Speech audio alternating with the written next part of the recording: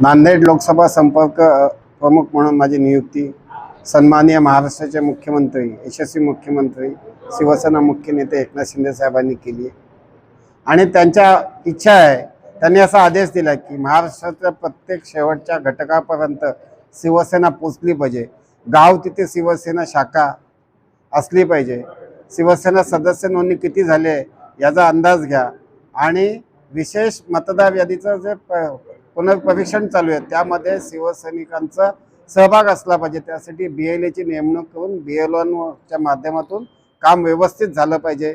Bogus नावं असतील, double नावं असतील किंवा मयत नावं असतील हे कशी काढता येतील आणि चुकीच्या पद्धतीने कुठलीही नावं निघू नयेत यासाठी नियंत्रण देखील राहील, असं काम शिवसैनिकांपर्यंत झालं पाहिजे। या सगळ्याचा आढावा घेण्यासाठी मी आज आलेलो होतो आणि आज नांदेड लोकसभेमधील 6च्या 6 विधानसभेमधील ही शेवटची सभा होती आजची आणि ती आता तुम्ही कव्हर केली।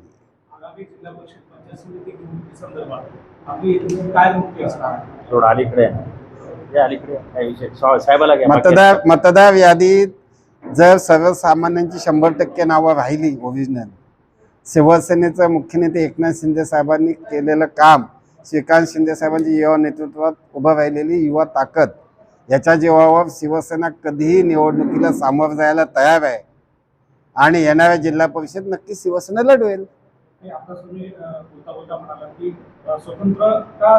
नाही, ते निर्णय सर्वाधिकार एकनाथ शिंदे साहेबांचे आहेत। फक्त शिवसेना कोणत्याही शहरी निवडणूक जाहीर झाली तर लढायला तयार आहे। शिंदे साहेब जसा आदेश देतील तसे आम्ही लढू।